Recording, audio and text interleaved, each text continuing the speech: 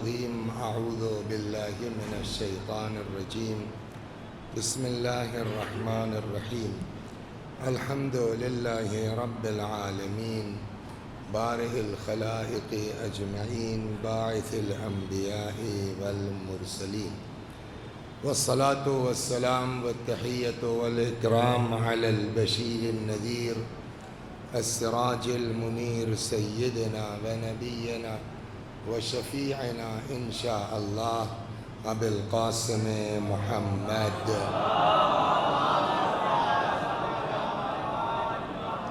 اللهم صل عليه وعلى أهل بيته مظاهر جلالك وجمالك واللعن على أعدائهم الشاكين فيهم المنحرفين عنهم أجمعين أما بعد فقد قال الله تبارك وتعالى وقوله الحق أعوذ بالله من الشيطان الرجيم بسم الله الرحمن الرحيم قل لا أسألكم عليه أجرا إلا المودة في القربى ومن يقترف حسنة نزد له فيها حسنا صلوات محمد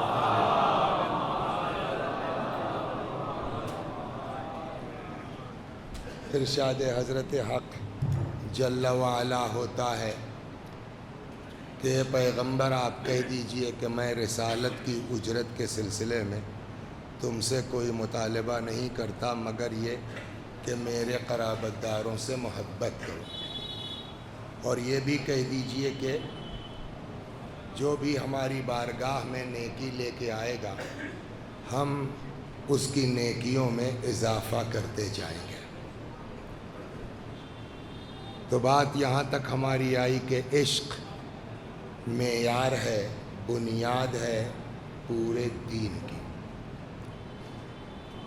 اگر عشق اہل بیت نہیں ہے، محبت اہل بیت نہیں ہے تو نہ ہمارے کلمہ پڑھنے سے کوئی فائدہ ہے، نہ ہمارے نماز سے کوئی فائدہ ہے، نہ ہمارے روزے سے کوئی فائدہ ہے۔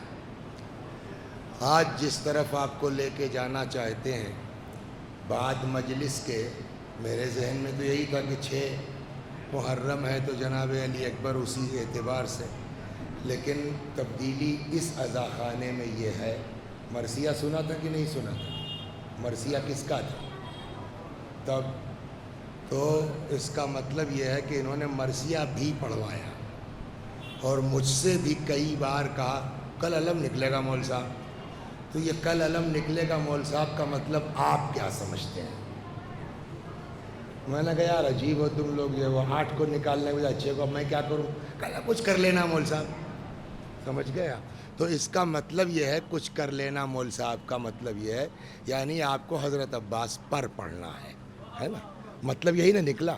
اب اگر مطلب یہ نکلتا ہے تو آئیے پھر 40-45 منٹ آج کم بھی پڑھیں گے کہ علم بھی ہے ماتم بھی ہے، ایک اچھی سی صلوات پڑھیں محمد۔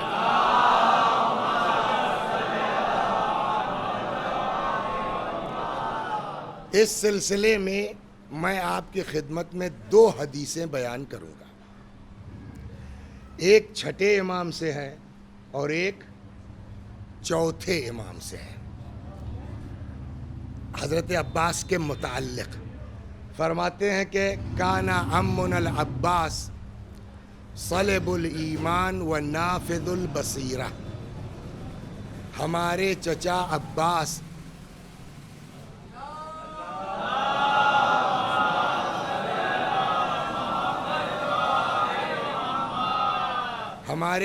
عباس کا ایمان محکم پہاڑ کے مانند ہے۔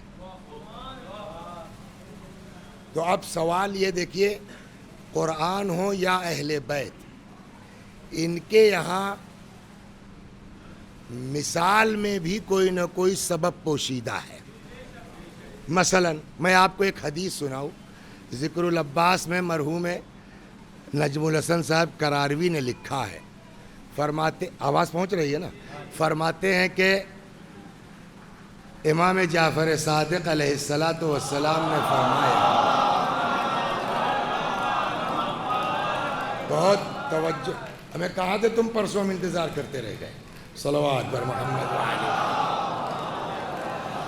تو امام نے فرمایا، چھٹے امام نے، کہ امامت وہ، بہت توجہ رکھیے گا اس جملے پہ کیا امام فرما رہے ہیں، کاش ہم سمجھا سکیں بات کو۔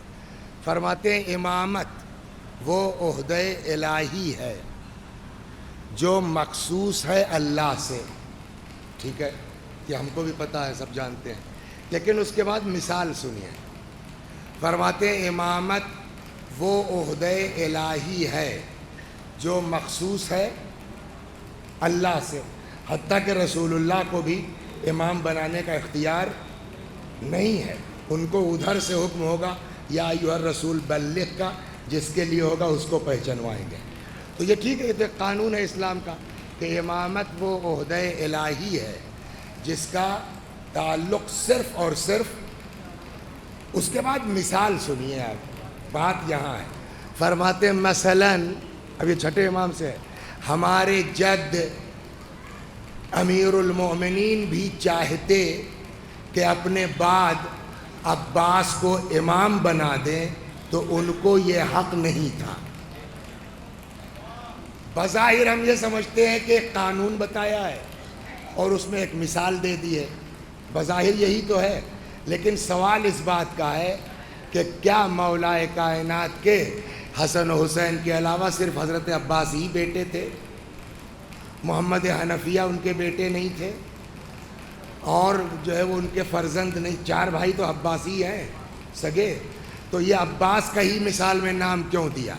عام طور پر ہم سمجھیں گے کہ صاحب وہ ایک قانون بتا رہے ہیں، مثال کے طور پر یہ لے لیا، لیکن یہاں سوال ہوگا کہ مثال حضرت عباس ہی کی کیوں؟ اس کا سیدھا جواب یہ ہے، اس کا سیدھا جواب یہ ہے عباس کا نام لینے میں کہ جتنی اولاد ہے مولائے کائنات کی، دو تو امام ہیں، لیکن بقیہ کا ہم مثال کے طور پر نام اس لیے نہیں لے رہے ہیں کہ صرف ایک عباس کی ذات ایسی ہے کہ جو ڈیزرو کر رہی ہے امامت کے لیے، لیکن چونکہ یہ عہدہ مخصوص ہے اللہ سے، علی بنا نہیں سکتے ہیں۔ صلوات برما، سمجھے؟ صلاحیت ہے پوری۔ تو حضرت نے فرمایا کہ ایک اور صلوات بر محمد، ہمارے چچا کا ایمان محکم پہاڑ کے مانند ہے۔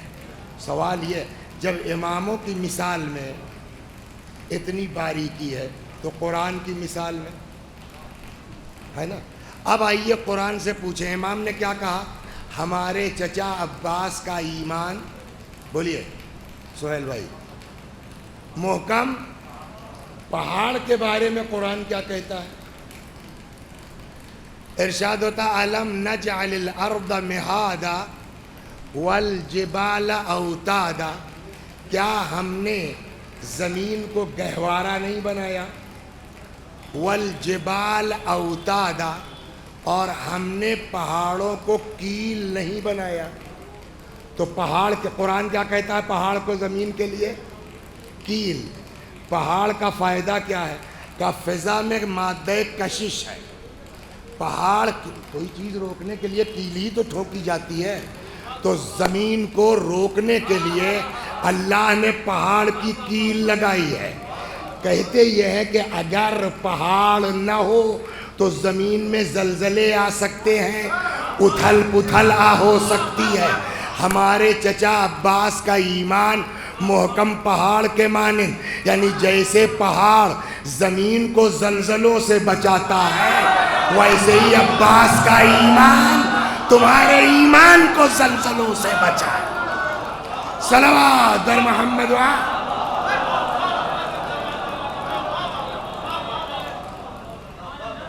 ایک اور صلوات در محمد و آل۔ تو ایک کام تو یہ ہو گیا پہاڑ کا، دوسرا کام پہاڑ کا کیا ہے؟ آپ یہاں سے چلے جائیے ادھر مظفر نگر وغیرہ کی طرف، تو آپ کو راستے میں نہریں ملیں گی، پورا نہر راستہ ہے نا؟ یہ نہر میں پانی کہاں سے آ رہا ہے؟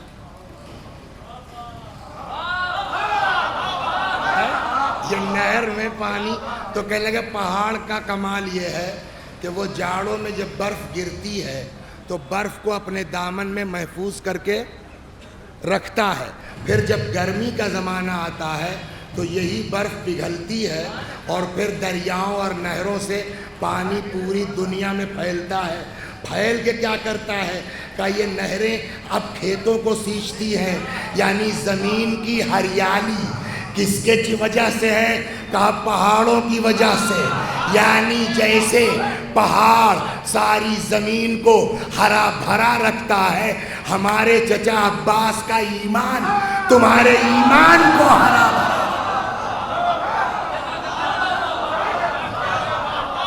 صلوات در محمد و آل.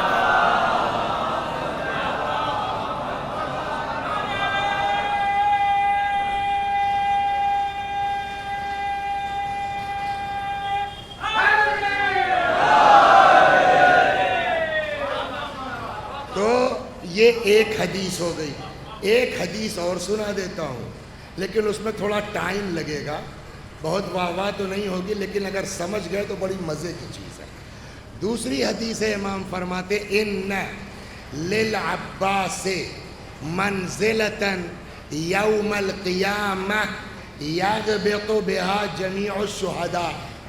اس میں دو لفظ ہیں، پہلے وہ دو لفظ سمجھا دیے جائیں تب حدیث کا ترجمہ ہوگا تو بیٹھے گا دماغ میں. ایک ہے غبطہ اور ایک ہے لفظ شہید. پہلے آئیے بات کرتے ہیں غبطہ کسے کہتے ہیں. دو لفظ ہیں آپ کے عربی زبان میں، ایک کا نام ہے غبطہ اور ایک کا نام ہے بولو حسد. نہیں وہ تو شہید تو بھی آئے گا. اب غبطہ کو سمجھانا ہے تو دو لفظ بولے جاتے ہیں، ایک کا نام ہے غبطہ، ایک کا نام ہے حسد. حسد کیا چیز ہے یار؟ ہم اور سہیل ایک ساتھ پڑھتے تھے پرائمری اسکول میں، مڈل ایک ساتھ کیا، انٹر ایک ساتھ کیا، اور میں جتنی ترقی کرنا چاہیے اور ڈاؤن ہوتا جا رہا ہوں.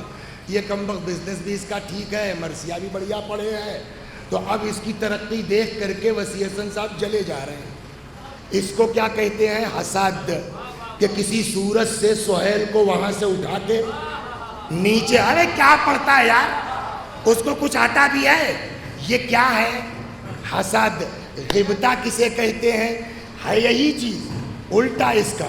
ارے یار ماشاءاللہ ہم دونوں ایک ساتھ ایک کلاس، یہ کہاں پہنچ گیا یار، ہم بھی محنت کریں تو وہاں تک پہنچ سکتے ہیں.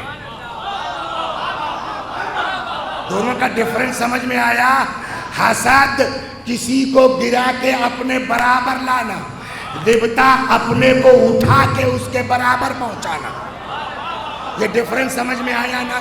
اسلام نے حسد سے منع کیا ہے، غبطے کی تعریف کی ہے. ارشاد ہوتا ہے الحسود لا یسود. حاسد کبھی سکسیس نہیں ہو سکتا. صلوات پڑھیے، اس پر ایک قصہ بھی سنا ہی دوں، دیکھا جائے. حدیث کیا کہتی ہے؟ الحسود لا یسود. حاسد کبھی کامیاب نہیں ہو سکتا، سکسیس نہیں ہو سکتا، اس کو فائدہ نہیں پہنچ سکتا. بلکہ ہم نے تو دیکھا حسد میں آدمی عقل کھو دیتا ہے، پاگل ہو جاتا ہے، دیوانہ ہو. قصہ سناؤں گا آپ کو. ایک کتاب ہے شہید مطہری کی، اس کا نام ہے حکایتہا و ہدایتہا. اس میں قصہ وہ سن لیجیے آپ. چلیے 5 منٹ یار نوحہ کم کر لینا، اور کیا ہے. صلوات در محمد. نہیں جلدی کریں. اس میں وہ لکھتے ہیں، سنیے آپ، کہ ایک آدمی گیا مارکیٹ، وہاں سے خرید کے لے آیا غلام. ایک لڑکا خرید لایا، سمجھ گیا؟ تمہارے اتنا رہا ہوگا، تم سے چھوٹا رہا ہوگا. کیا نام ہے تمہارا؟ ہادی یا حاجی؟ گیا وہ ہادی ٹائپ ایک لڑکا، تھوڑا ان سے چھوٹا، خرید لایا اور اس کو بالکل اپنی اولاد کی طرح پالنا شروع کیا. دیکھیے حسد کہاں لے جاتی ہے. جب خوب جو ہے وہ بڑھیا ہٹا کٹا ہو گیا، کھلایا پلایا، تمہاری طرح نہیں اور بڑھیا ہو گیا، تو ایک دن بلایا اس نے ہادی کو. کہنے یہ بتا بیٹا تم غلام ہو؟ کہنے ہاں سر. لیکن میں نے تم کو کبھی غلام سمجھا؟ کہا نہ. اپنی اولاد کی طرح پالا؟ کہا جی سر. کہا جانتے ہو ایسا کیوں کیا؟ کہا کیوں؟ کہا تم سے ایک بہت بڑھیا کام، زبردست کام لینا ہے، بتاؤ کرو گے بیٹا؟ جی آپ ہمارے باپ کی طرح جو کہیے کرنا، پہلے وعدہ کرو،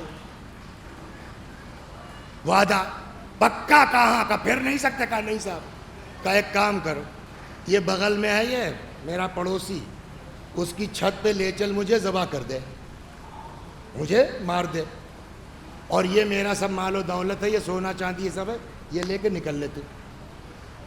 اب کسی کی سمجھ میں آئے گا، ارے یہ کیا کہنا، تم نے وعدہ کیا، کہا صاحب یہ تو وعدہ اپنی جگہ ہے، کوئی دنیا میں اپنا قتل کرواتا ہے، یہ کیا چکر ہے؟ کہنے لگے بیٹا اب مجھ سے برداشت نہیں ہو رہا ہے۔ سنیے حسد کہاں لے جاتی ہے، لیکن امام کا قول بھی ذہن میں رہے، حاسد کبھی کامیاب، دونوں قصہ اسی میں ہے۔ کہنے لگے اصل میں ہوا یہ کہ ہم دونوں نے ایک ساتھ کاروبار شروع کیا، میں نے جتنا اس کو دبانا چاہا اتنا یہ کمبخت ترقی کرتا چلا گیا اور میں ڈاؤن ہوتا چلا گیا، اب مجھ سے اس کی ترقی دیکھی نہیں جاتی، برداشت نہیں ہے کہ یہ کیسے اس منزل پر پہنچ گیا۔ بہت سوچتے سوچتے ایک چیز سمجھ میں آتی ہے کہ محلے والوں کو، پورے زیدی فارم کو میرا سہیل کا جھگڑا معلوم ہے، اب جب اگر جو ہے میری لاش ملے گی سہیل کی چھت پر تو پبلک کو سمجھتے دیر نہیں لگے گی یہ مول صاحب کا ہی کام ہوگا، تو میں رہوں یا نہ رہوں کم از کم میرے قتل کے الزام میں اسے تو پھانسی ہو جائے گی۔ اب سمجھے حسد کہاں لے جاتی ہے، میرا چاہے جو ہو تم کامیاب نہ ہو، یہ ہے حسد۔ اچھا وہ ہادی بھی بیچارہ لڑکا نوجوان، پیسے کی خواہش سب کو ہے، مگر بیٹا حلال کا کمانا خبردار، صلوات در محمد ترقی اسی میں ہے۔ کہنے لگا ٹھیک ہے چچا چلو، گیا بسم اللہ اللہ اکبر، سمجھا، آدھی رات کو ذبح کیا اور مال و اسباب لے کے نکل لیا، جیسا اس نے سوچا تھا ویسے ہی ہوا۔ صبح جب لاش ملی، خبر ہوئی، پولیس آئی، سارے محلے نے گواہی دی، بھئی اسی کا کام ہوگا، یہ لگتا ہے پھنس گیا، لاش ہٹا نہیں پایا، ہوگا اسی کا کام، اس لیے کہ اس کے تعلقات پورے جو ہے وہ علاقے کو معلوم ہے۔ وہ صاحب بیچارے کو ہتھ کڑی لگ گئی، لاکھ جو ہے وہ صفائی دے، تمہاری چھت پہ لاش ملی ہے بتاؤ۔ اب قریب ہے صاحب بیچارے کی پھانسی کا آرڈر ہو جائے، اللہ کب کس کا دماغ پلٹ دے کچھ پتہ نہیں ہے۔ کل آدمی گھیر کر کے 8 دن پہلے امام حسین کو کربلا لایا ہے، 8 دن بعد علیہ السلام ہو گیا ہے، تو کب کس کا دماغ پلٹ جائے۔ تو ایک دن وہ لڑکا کہنے لگا یار ایک کو تو تم مار کے آئے ہی ہو، دوسرا بیچارہ بلا وجہ ناکردہ گناہ کے جرم میں پھانسی پہ چڑھ جائے گا، تو وہ ایک تو ہو چکی بچپنا، چلو اللہ کریم ہے شاید خدا معاف کر دے، حالانکہ قرآن کہتا قاتل معاف نہیں ہوگا، لیکن چلیے وہ آیا، کم از کم دوسرے کو تو بچا لوں۔ اب جج صاحب فیصلہ لکھنے جا رہے ہیں، تب تک یہ آیا میلاد، قاتل یہ نہیں ہے، قاتل میں ہوں۔ اب سارا مجمع، جج صاحب بھی آئے، یہ خود اقرار کر رہا ہے، اس کے گھر پہ لاش ملی اور تم کہہ رہے ہو، خود اقرار کر رہے ہو کہ صاحب میں نے مارا۔ اس نے پورا قصہ سنایا، تب پبلک کو بھی یاد ہے کہ ہائے تب سے یہ دکھ ہی نہیں رہا ہے تو یہ اسی کا غلام۔ اب جب سمجھ میں آیا جج کے، تو اب جج نے وہ پیپر پھاڑا، اب دوسرا فیصلہ، جب قاتل آ گیا خود اقرار کرا تو یہ تو بری ہو گئے نا، تو صاحب ان کو تو میں کرتا ہوں باعزت بری۔ اب کیس چلا اس لڑکے پر، ہادی پر، جج نے کہا بھائی قاتل تو ہے، سزا تو ملنی چاہیے تھی، لیکن اگر یہ آ کے خود پیش نہ ہو جاتا تو میرے ہاتھ سے ایک بے گناہ کا قتل ہو جاتا، لہٰذا میں جو ہے وہ اس گناہ سے درگزر کرتا ہوں، اس کو بھی باعزت بری کرتا ہوں۔ اس نے اپنی جان کیوں دی تھی، میں رہوں یا نہ رہوں، میرے قتل میں پھنس کے یہ تو برباد ہو جائے گا۔ امام نے کہا بیٹا کچھ کر ڈالو، حاسد کو کبھی فائدہ ہو ہی نہیں سکتا۔ صلوات در محمد اب سمجھ میں آ گیا۔ اسی لیے ہم لوگوں کو ہو سکتا ہے کچھ پرانے لوگ پڑھتے ہوں اس دعا کو، قنوت میں ہم لوگوں کے بچپنے میں ہمارے بزرگوں نے سکھایا تھا کہ یہ دعا پڑھا کرو قنوت، اللہم اجعلنی محسودا ولا تجعلنی حاسدا، پالنے والے ہم کو ایسا بنا کہ لوگ ہم سے حسد کریں، ہم کسی سے حسد نہ کریں۔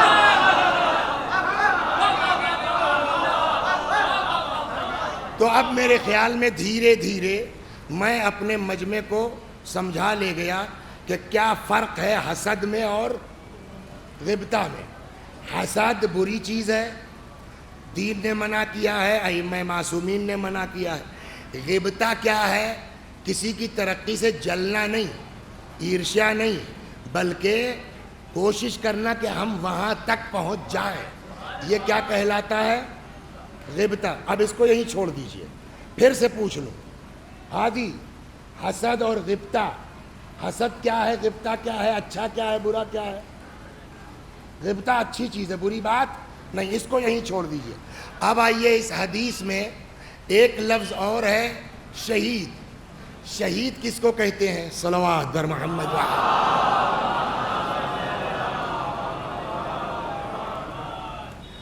شہید کے لیے قرآن مجید میں 2 آیتیں ہیں۔ ایک آیت ہے وَلَا تَحْسَبَنَّ الَّذِينَ قُتِلُوا فِي سَبِيلِ اللَّهِ أَمْوَاتًا بَلْ أَحْيَاءٌ عِنْدَ رَبِّهِمْ يُرْزَقُونَ، جو اللہ کی راہ میں قتل ہو گئے ہیں انہیں مردہ نہ سمجھو، وہ زندہ ہیں اپنے اللہ کے پاس سے۔ وَلَا تَقُولُوا لِمَنْ يُقْتَلُ فِي سَبِيلِ اللَّهِ، جو اللہ کی راہ میں قتل ہو گئے انہیں مردہ نہ کہو، وہ زندہ ہیں، وَلَٰكِن لَا تَشْعُرُونَ، تم ان کی زندگی کو سمجھ نہیں سکتے۔ یہ قرآن کس سے بات کر رہا ہے؟ مسلمانوں سے نا۔ مسلمان کسے کہتے ہیں؟ جو کلمہ پڑھے، جو قرآن کو اللہ کا کلام سمجھے۔ بات ریپیٹ کہاں کی جاتی ہے؟ 2 آیتیں ہیں نا، ایک میں ہے مردہ نہ سمجھو، ایک میں ہے مردہ نہ کہو۔ یہ ریپیٹیشن کیوں؟ قرآن کا ایک ایک لفظ معجزہ ہے، ایک ایک حرف معجزہ ہے، حتیٰ تکرار بھی معجزہ ہے۔ سوال یہ کہ کیوں تکرار ہوئی، کیوں ریپیٹ کیا گیا؟ بھائی جو اللہ کو اللہ مانتا ہے اس کے لیے ایک آیت کافی ہے، یہ 2 آیتوں کی ضرورت کیا ہوئی؟ اچھا جن کو ہم اپنے سے بڑا سمجھتے تھے معلوم ہوا 4 سال چھوٹے نکلے۔ تو اب ہم کو کوئی بڑا آدمی دکھ جاتا، جس کو میں مثال کے طور پر، کیا نام ہے چچا آپ کا؟ رفیق سلمہ، کیسے ہیں آپ؟ بھائی کیوں ہنس رہے ہو تم؟ میں نے کون سی گالی دے دی ان کو رفیق سلمہ کہہ کے؟ سلمہ مانے رفیق سلمہ مانے اللہ ان کو سلامت رکھے۔ ہم نے کہا رفیق سلمہ، سب لوگ ہنس پڑے۔ کیا مطلب؟ اجے مول صاحب تم سے بڑے ہیں، تم انہیں سلمہ کیوں کہہ رہے ہو؟ میں نے کہا بھائی غلطی ہو گئی، رفیق بھائی سلام علیکم۔ کہا اب ٹھیک ہے۔ میں نے کہا سلام علیکم کے معنی کیا ہے؟ دیکھیے سماج میں سمجھانا چاہ رہا ہے، سلمہ کے معنی اللہ ان کو سلامت رکھے، اور سلام علیکم کا مطلب اللہ تم کو، تو دونوں کے معنی تو سلامتی کی دعا کے ہیں، لیکن سلمہ کہہ دیا اپنے ابا کو، اور بھائی ابا سلمہ کیا حال ہے؟ ابا 2 ریپٹ لگا دیں گے، لیکن اگر کہا ابا سلام علیکم اٹھتے ہی، تو بھائی دونوں کے معنی تو ایک ہی ہیں، تو سلمہ میں برا کیوں مان رہے ہیں؟ جواب، ہم سے لغت سے مطلب نہیں ہے، ہم کو ڈکشنری سے مطلب نہیں ہے۔ ہو سکتا ہے شبد کوش میں، لغت میں، ڈکشنری میں سلمہ اور سلام علیکم کے معنی ایک ہو، لیکن ہمارے سماج میں معنی کے سلمہ کے معنی دعائے سلامتی ہے، لیکن ہمارے سماج میں بڑوں کو سلمہ کہنا بدتمیزی سمجھا جاتا ہے۔ یہ ہو گئی نا بات؟ تو ایک بات سمجھ میں آئی کہ ہم لوگ سماج میں جکڑے ہوئے ہیں، کچھ چیزیں صحیح ہیں مگر کہنا غلط ہے۔ صلوات درما، سمجھ رہے ہیں میں آپ کو کیا سمجھا رہا ہوں؟ کچھ چیزیں صحیح ہیں مگر کہنا غلط ہے۔ یہاں اللہ نے 2 آیتیں کیوں نازل کی؟ اگر خدا صرف یہ کہہ دیتا اے جو اللہ کی راہ میں قتل ہو گئے انہیں مردہ نہ کہنا، سمجھ میں آیا؟ یہ سب زندہ ہے، تم نہیں سمجھ پاؤ گے۔ تو ہمارے یہاں معیار زندگی کیا ہے؟ نبض چل رہی ہے، دل دھڑک رہا ہے، معیار حیات یہی تو ہے نا، نبض چل رہی ہے، دل دھڑک رہا ہے، سر و تن اکٹھا ہے، ہم سمجھ رہے ہیں زندہ ہے۔ نبض ڈوب گئی، دل کی دھڑکن بند ہو گئی، سر الگ ہو گیا، تو اب کون ہے یہ؟ خدا کہہ رہا ہے اس کو مردہ نہ کہو۔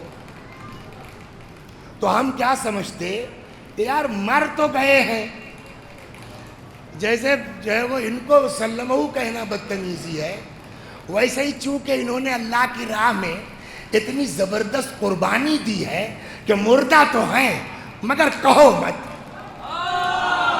صلوات در محمد، سمجھ رہے ہیں میں کیا سمجھا؟ ابھی سر نہیں ہے، نبض نہیں چل رہی ہے، دل ڈوب گیا ہے، تو مر تو گئے ہیں، پھر خدا کیوں منع کر رہا ہے کہ اللہ کی راہ میں ایسی قربانی دی ہے کہ مردہ تو ہیں مگر کہو مت، بدتمیزی ہے۔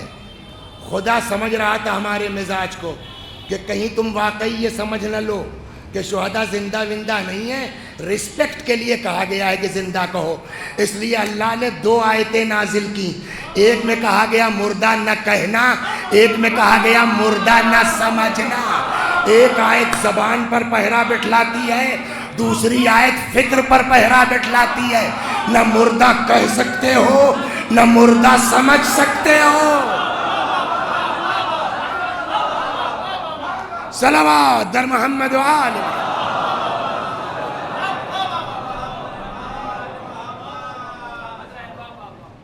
تو یہ ہے شہید کا مرتبہ۔ ایک دن مولا کہنے لگے کہ بھائی آپ کام کرتے کرتے تھک جاتی ہیں، ذرا بابا سے کہیے کوئی کنیز ونیز کا ایک آدھ انتظام فرما دیں۔ سنا ہے نہیں سنا ہے؟ پیغمبر نے کے پاس گئیں تو کچھ لوگ بیٹھے تھے، واپس آ گئیں۔ وہ تھوڑی دیر کے بعد حضور خود بیٹی گھر گئی تھی، خیریت تو کہنے اس طرح سے علی کہہ رہے تھے، تو رسول اللہ نے کہا کہ اس سے بڑھیا چیز بتا دوں؟ کہا فرمائیے۔ کہا بیٹا ہر نماز کے بعد 34 بار اللہ اکبر کہہ لینا، 33 بار الحمدللہ کہہ لینا، 33 بار سبحان اللہ کہہ لینا۔ اب پیغمبر نے 34 کہا ہے تو 34 کا مطلب 34؟ ارے یار اللہ اکبر اچھی چیز ہے نا، میں 100 بار کہتا ہوں۔ کہ شریعت میں آپ کو دخل دینے کا حق نہیں ہے۔ آپ کو پتا اللہ اکبر بڑھیا چیز، رسول اللہ کو نہیں پتا تھا، تو وہ 34 کیوں کہتے؟ وہ کہتے بھائی نماز کے بعد جتنا اللہ اکبر کہہ سکنا کہہ لینا، جتنا الحمدللہ۔ عدد کیوں بتلائی؟ اس کی وجہ سن لیجئے، 1 منٹ لگے گا۔ صلوات۔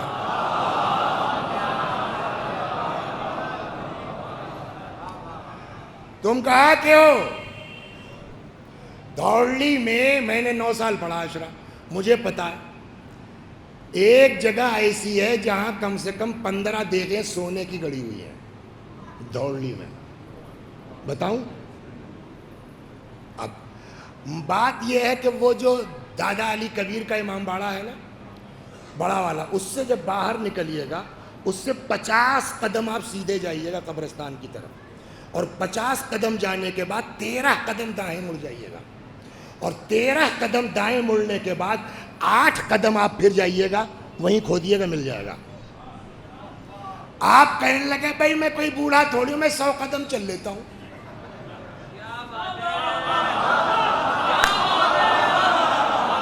ہم کہتے ہیں 100 نہیں 1000 چل لو۔ اب وہ تم کو دیکھ ملنے والا نہیں ہے، ملے گا تو 50 پہ ملے گا۔ اب اگر پیغمبر نے کہا 34 تو 34 کا مطلب 34 ہے، 36 میں وہ بات نہیں ہو سکتی۔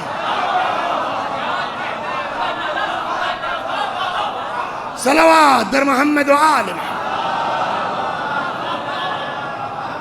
لہذا دین میں، مذہب میں، شریعت میں اپنی بکراتی مت کرو۔ جو مرجع کہہ رہا ہے چپ چاپ مانو اگر مسلمان ہو، جو امام کہہ رہے ہیں چپ چاپ مانو. خوب. تو اب 34 کا مطلب 34، 33 کا مطلب اس میں نہ کم کر سکتے ہیں نہ زیادہ. تو جب کم زیادہ نہیں کر سکتے تو گننا پڑے گا. اب اندازے سے نہیں پڑھ سکتے نا، تو کاہے پہ گنا جائے گا. روایت میں ہے کہ یہ پورے کل کو گواہی دے گی پالنے والے اس پر اس نے تیرا نام گنا ہے. تو یہ بھی کر سکتے ہیں آپ. لیکن جناب فاطمہ نے کاہے پہ گنا؟ روایت کہتی ہے کہ چائنا گئے ہو کبھی؟ دونوں ہی جہاز والے ہیں. چائنا اترے ہیں آپ لوگ؟ مارکیٹ میں گئے کہ نہیں گئے؟ تسبیح دیکھا بکتے ہوئے؟ بناتے یہی سب ہیں، بیچتے ساری دنیا. تب تک چائنا میں یہ سب کام نہیں شروع ہوا تھا، پلاسٹک کوئی جانتا ہی نہیں تھا. تو روایت یہ کہتی ہے مگر جناب فاطمہ نے تسبیح بنائی مٹی کے دانوں کی. تو مٹی کہاں سے لے آئے؟ ہم لوگ چھوٹا سے چھوٹا کام کرتے ہیں تو برکت کی جگہ کا. تو اسلام کی پہلی تسبیح بن رہی ہے، مٹی بابرکت ہونی چاہیے. جناب فاطمہ نے مٹی کہاں سے لی؟ آپ کا جواب ہوگا آپ احمق ہیں. فاطمہ کو کیا ضرورت ہے ڈھونڈنے کی؟ وہ اپنے قدم کی خاک لے لے، وہ اپنے بیٹوں کے قدم کی خاک لے لے، وہ اپنے باوا کے قدم کی، گھر کے جس کونے وہ تبرک ہے، لیکن کعبے سے منگا لے، مکے سے منگا لے. لیکن روایت کہتی ہے کہ جناب فاطمہ نے جو تسبیح بنائی، نہ اپنے گھر کی مٹی، نہ رسول اللہ کے گھر کی مٹی، نہ کعبے کی مٹی. کہاں سے منگوائی؟ کہاں منگوائی؟ میدان احد سے. میدان احد میں کہاں سے؟ کہا حمزہ کی قبر کی خاک. دیکھیے ہم جاہل ہیں، ہم کو پتہ نہیں، یہ اور بات ہے، ورنہ ہماری فقہ میں ہر چیز کا جواب موجود ہے. حمزہ کون ہے؟ شہید نہیں ہے، آگے ہے. کیا ہے؟ کربلا سے پہلے تک حمزہ کا لقب تھا سید الشہداء. کچھ سمجھ میں آیا؟ فاطمہ نے وہاں کی قبر کی خاک منگا کے تسبیح بنا کے ہمارے لیے نسخہ دے دیا کہ اب جب تسبیح سجدگاہ بنے گی تو سید الشہداء کی خاک کی بنے گی. جب تک حمزہ ہے حمزہ، جب حسین ہے تو پھر کربلا ہے. صلوات بر محمد و آل محمد.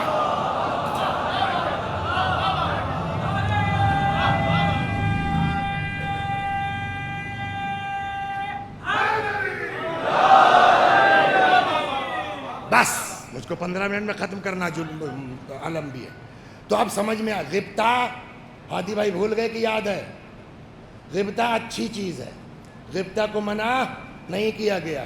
اب یہ جو ہم نے آپ کو 2-3 چیزیں سنائیں، رسول اللہ اور آل رسول اماموں کے بعد سب سے بڑا مرتبہ کس کا ہے؟ شہداء کا. شہید سے بڑا؟ اچھا شہداء کی بھی اپنی اپنی اوقات ہے، ہر شہید برابر نہیں ہے، لیکن ان شہیدوں میں بھی سب سے بڑا مرتبہ کس کا ہے؟ کربلا کے شہیدوں کا ہے نا. تو اب آپ بتائیے، جب شہید آپ ہیں تو آپ سے اونچا تو کوئی ہو ہی نہیں سکتا ہے نا. لہٰذا آپ بتائیے کیا شہید کو یہ تمنا ہوگی کہ یار ایک آدھ کلاس اور اونچے ہو جاتے؟ ہمیں لاسٹ میں تو تم خود ہی ہو، اب اس کے بعد یا امام ہے یا نبی ہے. لیکن ان چیزوں کے درمیان اب جو حدیث ہے وہ سناتا ہوں، سمجھ میں آ گئی آپ کے؟ کیا مرتبہ دیا ہے اللہ نے حضرت عباس کو کہ امام فرماتے ان للعباس منزلتاً یوم القیامہ یغبط بها جمیع الشہداء. اللہ نے قیامت میں عباس کو وہ مرتبہ دے رکھا ہے کہ جس کو دیکھ کے سارے شہداء غبطہ کر رہے ہوں گے. مطلب کاش عباس کی منزل تک ہم پہنچ. صلوات بر محمد و آل.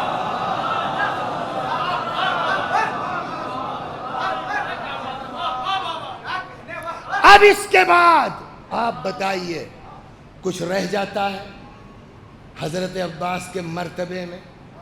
باپ رے باپ. اب یہ مجلس پھر سے ہوگی پرسوں، لیکن ہمارے حساب سے پرسوں پڑھا جانا چاہیے تھا، یہ مجلس نہیں، لیکن حضرت عباس پر پھر سے ہوگی بات۔ صلوات بر محمد، چلیے 5 بار۔ تو اب ان دونوں روایتوں کے بعد ہے کوئی جو یہ کہہ سکے کہ امام کے بعد عباس سے بڑا کوئی دنیا میں ہے؟ شاید یہی وجہ ہے، شاید یہی، کچھ باتیں ہیں جو پرسوں عرض کروں گا، جانے یہ وقت بھی نہیں ہے، شاید یہی وجہ ہے۔ دیکھیے القاب جو ہیں، القاب ایسا نہیں ہے کہ صرف چھٹے امام جو ہے وہ صادق ہے، ہر امام صادق ہے یا نہیں ہے، لیکن وہ لقب مخصوص ہے چھٹے امام سے۔ امیر المؤمنین مخصوص ہے مولا کائنات سے، ہے نا؟ تو یہ القاب سب کے اندر وہ صفت ہے، لیکن بھائی تقی، سب تب متقی ہیں، لیکن تقی لقب کس کا ہے؟ سب پاک و پاکیزہ ہیں، لیکن وہی نقی سے مراد ہے نا؟ تو یہ تو اماموں کی بات ہو گئی۔ جو امام نہیں ہے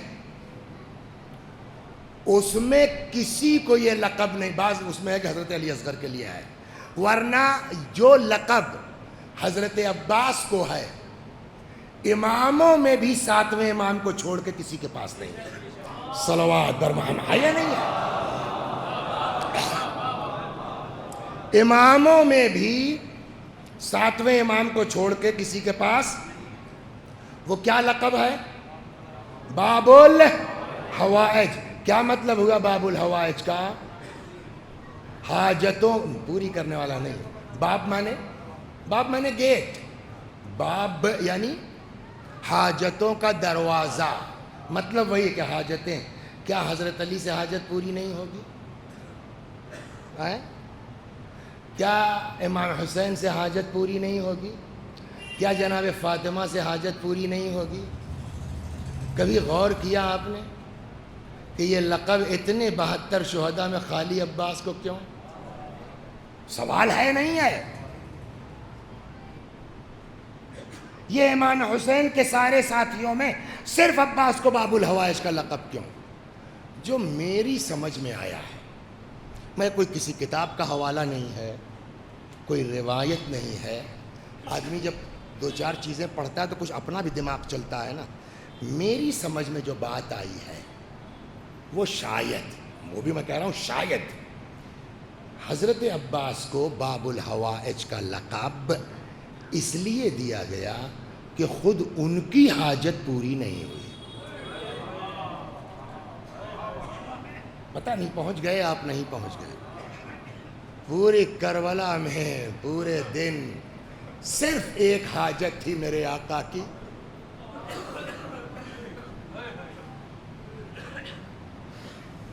صرف ایک حاجت تھی میرے آقا کی کہ بچوں کی پیاس بجھ جائے، ہے نا؟ شاید سناؤں آپ کو، ایک بزرگ عالم گزرے ہیں، دیکھیے اب آپ لوگ آمادہ ہو جائیے۔ کبھی کبھی یہ ہوتا ہے نا کہ اللہ کو کچھ کرنا ہوتا ہے تو ویسے حالات بنا دیتا ہے۔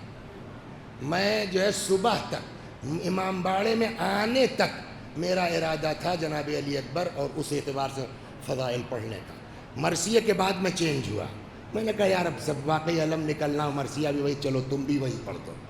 تو یہ جو چینج ہے نا، میں سمجھتا ہوں خود سے نہیں ہے، پتہ نہیں اس مجمع میں کون ایسا حاجت مند ہے، ہو سکتا ہے آج خدا عباس کے بہانے اس کی حاجت پوری کرنے والا ہو، کیا پتا؟ لہذا آمادہ ہو جائیے، جس کی جو حاجت ہے اپنے دلوں میں لائیے۔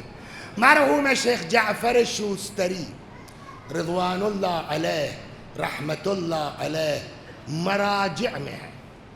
شیخ جعفر بڑے خطیب بھی ہیں، مرجع بھی ہیں۔ عام طور سے مراجع مجلس نہیں پڑھتے، شیخ جعفر مجلس پڑھتے ہیں۔ مرحوم شیخ جعفر خود بیان کرتے ہیں، بہت توجہ سن لیجئے، آ جاتا ہوں مصائب پر۔ شیخ فرماتے ہیں میں حرم حضرت ابوالفضل العباس، ایک بات اور عرض کر دیں، یہاں سے ملے گا تو لیکن مانگنے کا سلیقہ بھی ہونا چاہیے، مانگنے کا ڈھب بھی ہونا چاہیے۔ شیخ فرماتے ہیں کہ میں حرم حضرت عباس میں تھا، اپنی دعا وغیرہ پڑھ رہا تھا، اتنے میں ایک تابوت لایا گیا اور لا کے جناب عباس کے روضے کے قریب رکھ دیا گیا۔ ایسے ہی 12-13 سال کا 14 سال کا سمتنگ لڑکا ساتھ میں، اور اس نے پکڑا زری، بلبلانا شروع کیا، مولا یہ میری ماں ہے، میرے پاس کچھ نہیں ہے دنیا میں اس ماں کے علاوہ، مولا مولا، گڑگڑاتا رہا۔ کہنے لگا کہ میں اٹھا اور میں نے آ کے جب تابوت، میں نے کہا بیٹا اس میں بچے ہی کیا ہے، اب جاؤ یہ آخری سانسیں لے رہی، جاؤ غسل و کفن کا انتظام کرو۔ تو کہتے ہیں وہ شیخ جعفر کے لڑکے نے مجھ کو دیکھا گھور کے، آپ مولانا ہیں، عالم دین ہے، ان کے یہاں سے غیر آ کے لے جاتا ہے۔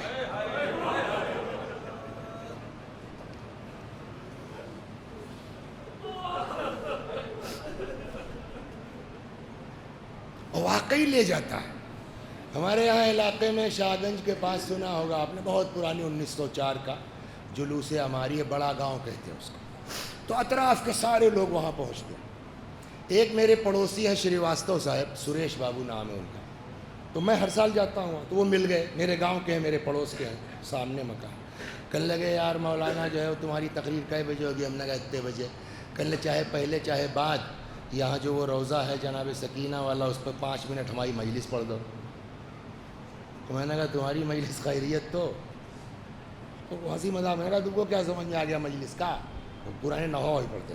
کہنے لگے بھائی میں چلا، جب سعودی عرب میں رہتے تھے، کہنے لگے میں سعودی عرب سے چلا اور جیسے ہی فلائٹ میں بیٹھا، عجیب میری کیفیت لگا کہ جیسے اٹیک پڑ گیا۔ تو میں نے اسی وقت فلائٹ میں کہا، میں نے کہا مولا خیریت سے گھر پہنچ جاؤں، مجلس کروں گا۔ وہ خود کہتے ہیں، وہ باہر کا بھی، یار جیسے معلوم ہوتا ہے کہ ایک دم مجھ کو کچھ ہے ہی نہیں، تو وہ منت کی تو مل جاتا ہے، دوسروں کو مل جاتا ہے، اپنوں کو کہتے ہیں تھوڑا رکو، تھوڑا جو ہے وہ۔ بہرحال گڑ گڑاتا رہا۔ شیخ جعفر نے کہا کہ بھئی جاؤ، اب اس کا بچنا مشکل ہے، جاؤ غسل و کفن کا۔ تو اس نے غور سے دیکھا کہ آپ عالم دین ہیں، آپ مولانا ہیں، ان کے یہاں سے غیر آ کے لے جاتے ہیں، ہم سے کہہ رہے ہیں جاؤ غسل و کفن کا انتظام کرو۔ شیخ جعفر کہتے ہیں وہ لونڈا اتنا جو ہے وہ پکا تھا اپنے محبت میں، عقیدے میں۔ میں نے کہا بھیا تم جانو، مولا جانے، مجھ سے نہیں مطلب۔ میں جا کے اپنی دعا میں لگ گیا۔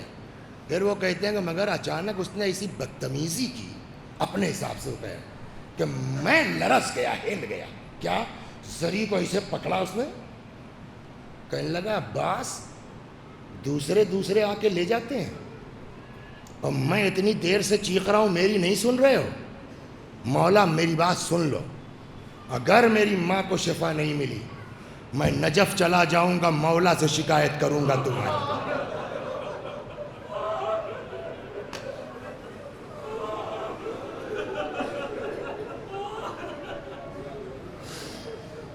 نجف چلا جاؤں گا، مولا سے شکایت کروں گا۔ شیخ جعفر کہتے ہیں میں ہل گیا کہ یہ کون سا بات کرنے کا طریقہ ہے، لیکن بھیا عاشق جانے معشوق جانے، ہم سے کیا مطلب ہے، میں نے کوئی توجہ نہیں کی۔ کہتے ہیں تھوڑی دیر میں دیکھا کہ اس نے اماں کا تابوت چھوڑ دیا وہیں روضے میں اور نکل گیا۔ کہاں گیا نکل کے؟ ہم کو کیا پتا، ہم تو حرم میں ہیں۔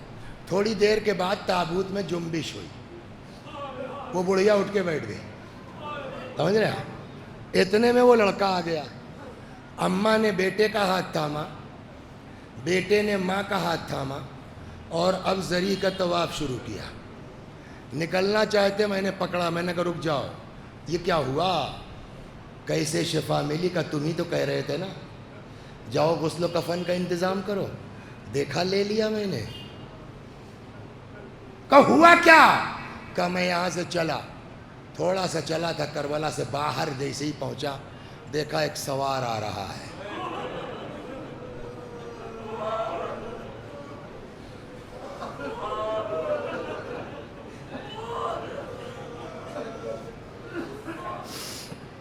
ایک سوار آ رہا ہے، کہاں جا رہے ہو؟ نجف، کیوں؟ عباس کی شکایت کرنے جا رہا ہوں مولا سے۔ کہیں نوکر آقا کی شکایت کرتے ہیں، غلام مالک کیا کیا ہے عباس نے تمہارے ساتھ جو وہاں تک جا رہا ہو شکایت کرنے؟ کہا صاحب دنیا میں میرے کوئی آگے پیچھے نہیں ہے، ایک ماں تھی وہ بھی جا رہی ہے، فریاد کر رہا ہوں نہیں سنتے ہیں، کہ شکایت کرنا اچھی بات نہیں ہے، واپس چلا جا، تیری ماں کو شفا مل گئی ہے۔ اب اس کو کیا پتا کون کہہ رہا ہے، کہ تمہارے کہنے سے واپس چلا جاؤں، اور وہاں گئے تو معلوم ہوا صاحب ویسے ہی کہ ویسے ہی اور برا حال، تو جی نہیں میں تو چلا۔ کہا بھئی اگر تم کو یقین نہیں ہوتا، اچھا اس کہتے کہ اتنا راستہ آ چکے ہیں واپس جائیں گے پھر بیک ہونا پڑے گا۔ کہاں ملیں گے ایسے کریم آقا جو عطا بھی کریں اور چاہنے والوں کی ناز برداری بھی کریں؟ کہا جا میرے گھوڑے پر سوار ہو جاؤ، میں تم کو کربلا لے چلتا ہوں، اپنی آنکھ سے اپنی ماں کو دیکھ لو، اگر شفا مل گئی ٹھیک، نہیں تو میں وعدہ کرتا ہوں اسی گھوڑے سے میں تم کو نجف پہنچا دوں گا، جو چاہے جا کر کے علی سے شکایت کر لینا۔ کہتا ہے آگے بڑھے، گھوڑا ذرا اونچا لگ رہا تھا، میں نے کہا صاحب میں بچہ ہوں 13-14 سال کا، میں نہیں چڑھ پاؤں گا، ذرا اپنے ہاتھوں کا سہارا دے۔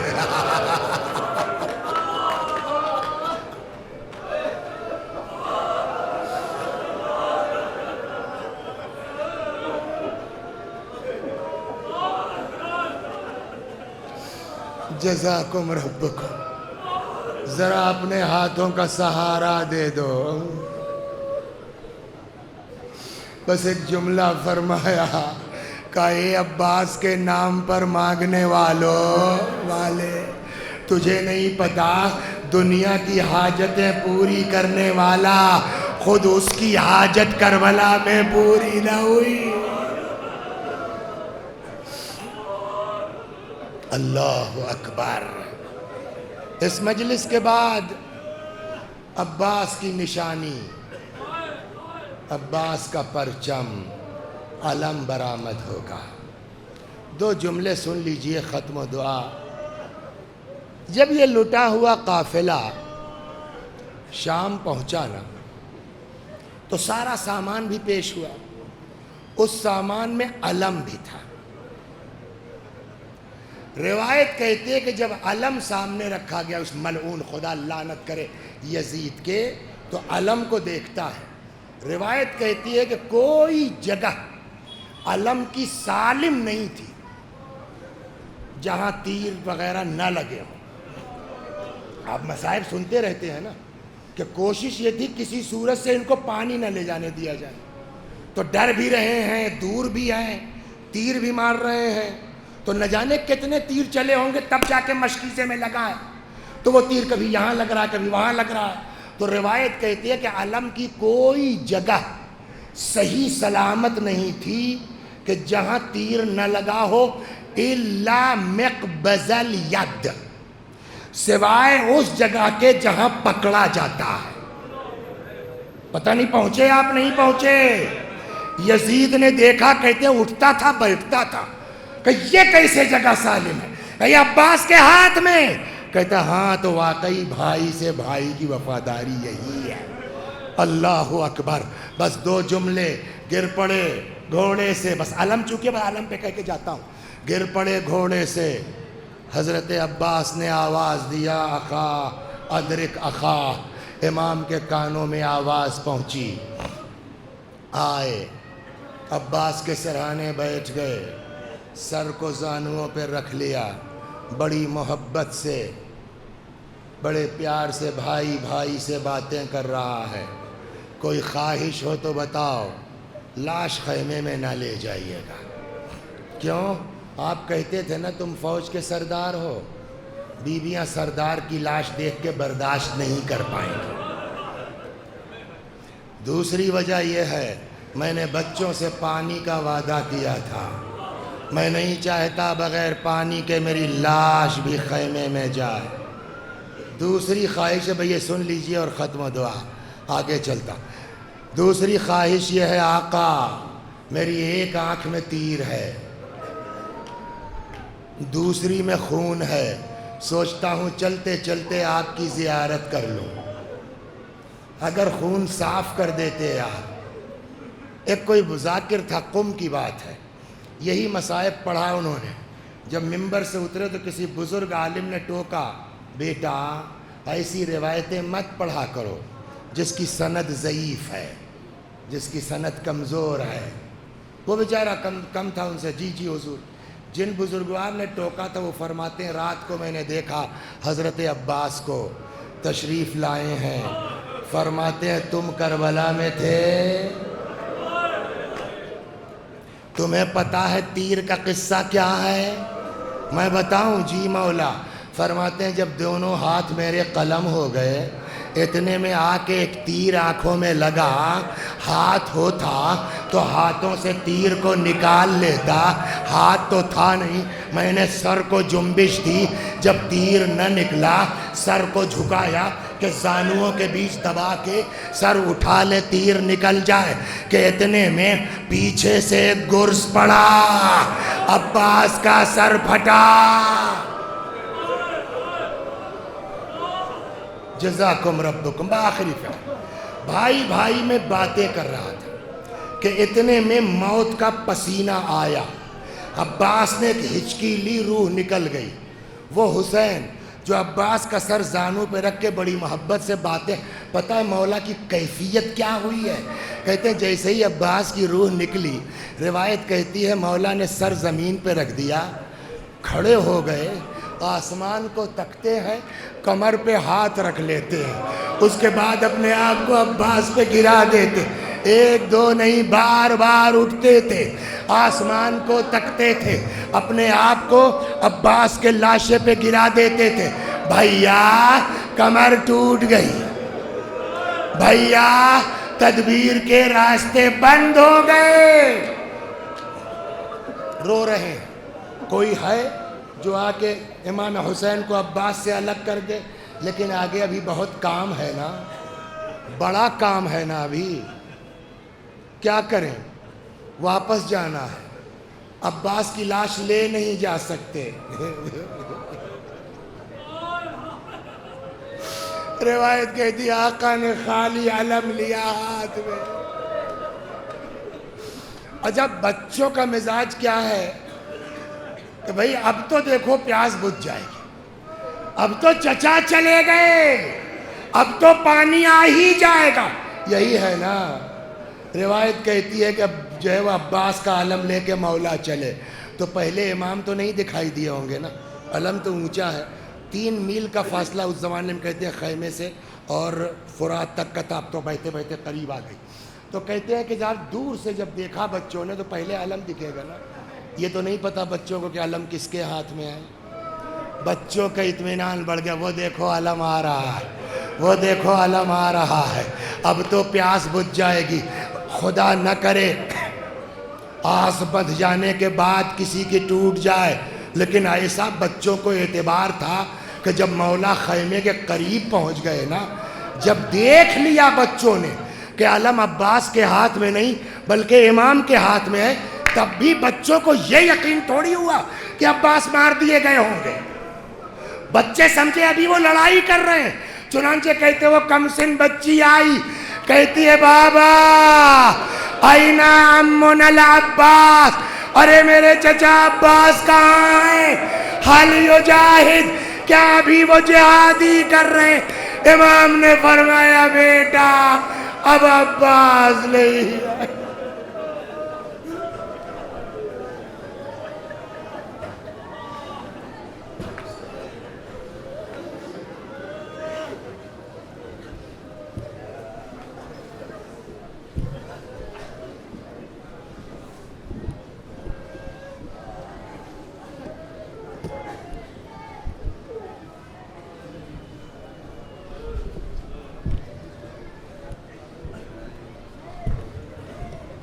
یا حسین، یا حسین، یا حسین۔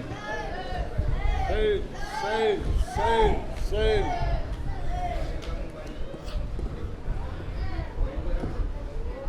عباس نے وصیت میں